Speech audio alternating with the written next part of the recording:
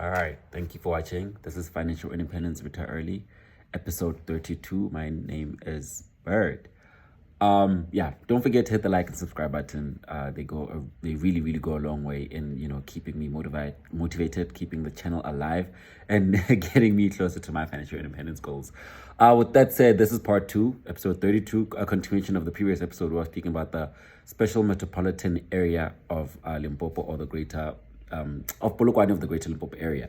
With that said, like I said, we're going to focus on, specific emergence industries, which are also very future focused. We're going to upskill, reskill the human capital, which is like the most important factor in the space, but also it's going to be focused on education, infrastructure development, and also just sophisticating the financial capital markets of the region. Like I said, strategic emergent industries for growth and innovation in the Polokwane and Greater Limpopo area. These are robotics, engineering, automation, AI, IoT, which is the Internet of Things, green tech, solar tech, waste to energy, recycling, and the circular economy, food production, farming, agriculture, product development, healthcare, biomedical science, health tech, fashion, and tourism. These aren't like industries with like the highest level entry, right, for market participation. And also these are industries that I think that we can start being very active in like as soon as tomorrow. You know what I'm saying? And these are also industries that can build on the already existing education and just social infrastructure that exists within, even financial infrastructure that exists within the Limpopo province. For example, the University of Limpopo has a computer science program.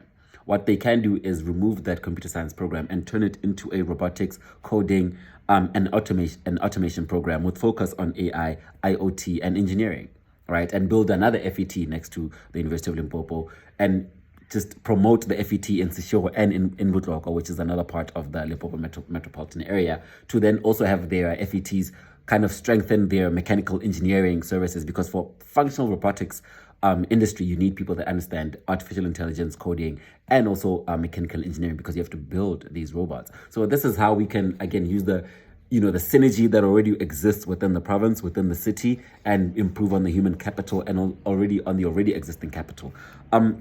We know the future is going to be automated. This is not something we can fight. We know the future is going to be on artificial intelligence and on the Internet of Things. And this demands not only South Africans, but Africans also to participate and compete globally in a lot of these industries. And that is why I chose a lot of these industries, because again, one, they don't have the highest level of entry or barrier of entry participation, but two, they are very future focused. And I believe that it is the youth of this province and the youth of this country's, it is for us to take it upon ourselves to engage and participate as entrepreneurs, as, academics, as business people, and just regular citizens to participate in these industries so that we can grow the economy and take the continent forward. So the next industry that I really believe we need to focus on is green tech, solar tech, and waste to energy, in the sense of also participating within recycling and the sense of the circular economy.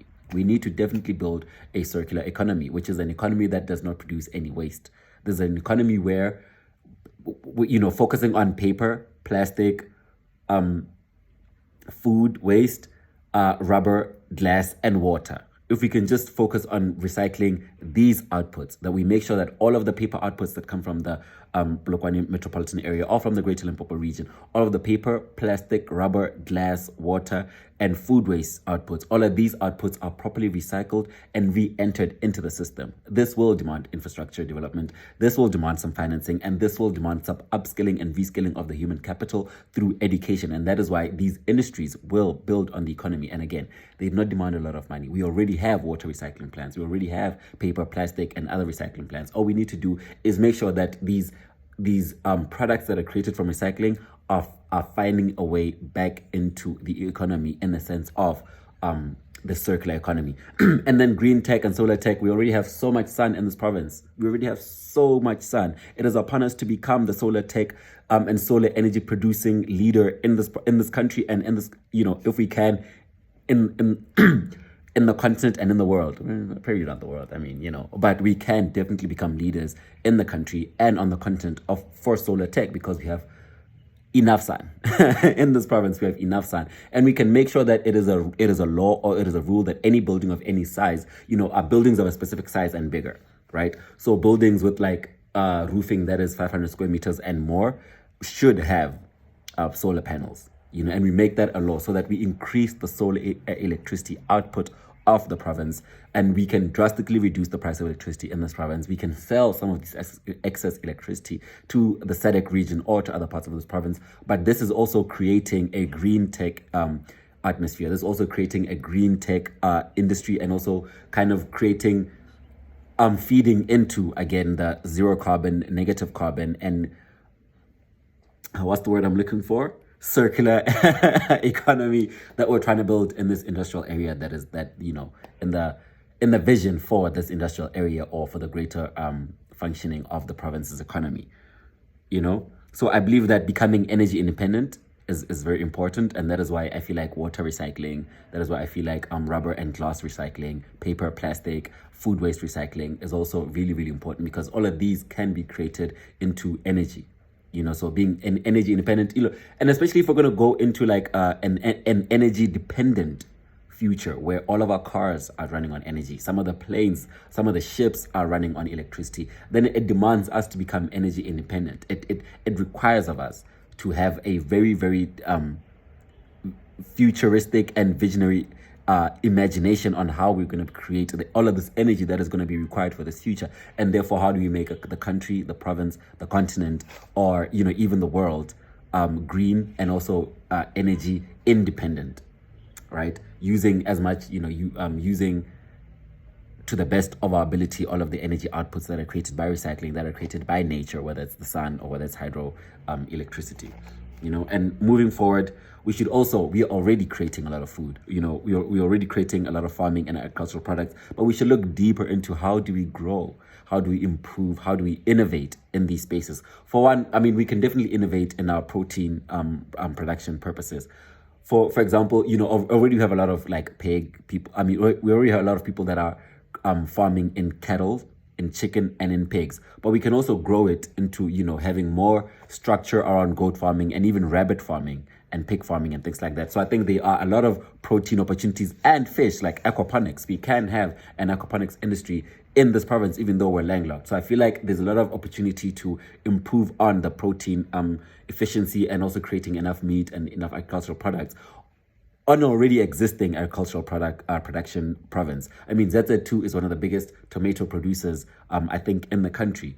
And, it is upon ourselves then to also start creating tomato sauce from these, all of the tomatoes that are being grown by ZZ2. So we can then move directly into, our cold storage, creating enough fridges for all of the food that we're going to produce, and also all the food that we're going to transport to the rest of the continent or to the rest of the country. We're forced then to look deeply into abattoirs, which are places where we then cut all of the meat and package it properly. So the packaging industry is going to grow. The abattoir industry is definitely going to grow, as long as we make sure that we feed into and we grow the already existing infrastructure of food production, farming, agricultural development, and therefore then look into things like food technology and food security, for food security reasons, right? So all of these industries are then going to be, hit with a large tech boost, because technology is the future, so that we can then improve the efficiency of the industries as they exist today and build upon them into the future. Another industry that I feel like is underlooked and has a lot of potential in this province is the fashion and tourism industry. I think we already have, our economy has a large fashion and tourism industry as it is, but it is underlooked because it does not necessarily get a lot of support from government and things like that. And that is where, the financial markets by government and by other people are going to be very important. I think there are a lot of young, creative people in this province. And if you're going to, make it interesting for people to move to Limpopo with their skills, like I said, we need to then create these educational institutions like University of Limpopo, like TUT, to be interesting drawers of talent. Like smart young people in the country, smart young people in the continent need to feel like they want to go to the University of Limpopo, they want to go to TUT. And we can do that by also creating a strong art and lifestyle and cultural kind of tourism and fashion industry. If we can create a social industry where people in Limpopo, where young people in Limpopo have space for self-expression, have a space for creativity, have a space for innovation. All of this can then feed into all of these other industries. I mean, if people are going to want to move to Limpopo because they want to be coders and programmers, they're going to want to let off some steam sometimes during the weekend. So it is upon us then to create a lifestyle, a social life, a tourism industry, an arts industry, music, fashion, videography, all of these, photography, all of these industries that will then feed into the social life and into the nightlife and into other aspects that will create this province into being an attraction for tourism, an attraction for smart, innovative young people who have a future focus and who are going to want to feed into these industries that we will be developing as we move into the future. These industries of robotics, engineering, automation, AI, and Internet of Things. These industries of green tech, solar tech, waste to energy recycling and the circular economy, whether it's food production, farming, agricultural product development, healthcare, biotech, biomedical sciences, or fashion and tourism. I think I skipped healthcare. That is not something that I think I want to let go. I think the healthcare industry also demands a lot of attention. The biomedical sciences, biotech, biotechnology. We have a large natural medicine kind of. We're African, and we're also very rural. Right, so we have a lot of people that depend on the natural remedies. So it is then upon us to then, study these natural remedies, understand the biological components that make up these natural remedies, why this plant is important, why that root is important, why this bark is important, what actual chemical compound within that plant makes it able for us to heal ourselves as Africans using our own ancient knowledge, and then creating the right medicine that we need out of that.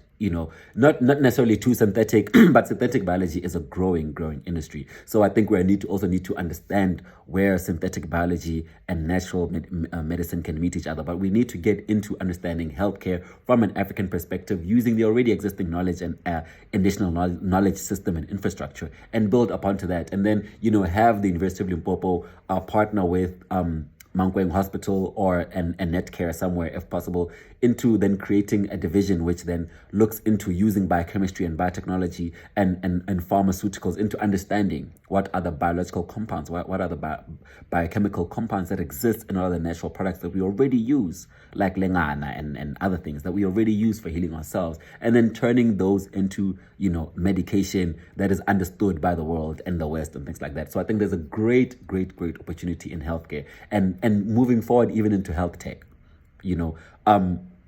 When I was talking about IoT, I forgot sensors. IoT run on sensors. IoT, in the Internet of Things, depends on sensors, and we can create an industry of sensors. I mean, there's a Nobody industrial area on the way to Mankweng. There's a Sesho industrial area on the way to Sesho, and there is no reason why we can't use those industrial areas to create sensors which will then feed into the Internet of Things. And by that is all of these sensors are also used in health health tech. Health tech also depends on sensors, whether it's testing blood, whether it's testing, other things in your body. There's a lot of sensing and measuring of things that are going to happen. And we can do that by understanding artificial intelligence, Internet of Things, and the overarching industry of 3D printing. 3D printing is also an industry that can touch a lot of these other industries that I mentioned, but it's also an industry in and of itself. Additive manufacturing or 3D printing is another future forward and future facing industry that I believe that we need to look into the as young people, as entrepreneurs, as business people, as innovators, as creatives in this province of Limpopo, and specifically in this Limpopo industrial zone. Again, the special metropolitan zone, Yamo Polokwane, the one that I'm talking about, depends on Polokwane being the financial and administrative center. We have Mankweng on the east, we have Seshio on the west, and we have Botloko on the north. These three towns create a north-facing triangle on the map surrounding Polokwane. I believe that we need to join these three towns and Polokwane into one large metropolitan center, and we are going to do that using these industries that I just mentioned, using the already existing infrastructure, like the FET colleges, like the University of Limpopo, the TUT, like the Nobody industrial area, like the Seshogo-Ladana industrial area. We need to join these three towns and Polokwane into one big city, and do that using robotics, engineering, automation, AI, Internet of Things, green tech, solar tech, waste to energy, recycling, the circular economy, food production, healthcare, biotech, fashion, tourism, and if we want to, luxury goods, because I'm personally into luxury goods and services. That's something that I do already by myself. That is my contribution to these industries. I'm also big on finance. I mean, this entire channel is about finance. So that is my contribution as a young person, as an entrepreneur. I'm in the luxury goods and services space, and I'm also in the finance space. And that is, again, my contribution, but I want to participate in these other industries because I am, I believe, a visionary. And I also believe I'm a leader. So it is upon myself to come up with these ideas, to share them with you, and to hope that I can receive feedback. I can learn from you guys. And you can tell me what you think, and you can tell me what is your contribution and how we can collaborate in growing the economy of this province and creating this country and this continent into what we want it to be and what we deserve it to be for ourselves and our children. Episode 32, Financial Independence Retire Early. Hit the like and subscribe button. Share it with anybody who you think might find this interesting. Let me hear your comments and your opinions. And maybe we'll have a part 3 or not. Bye.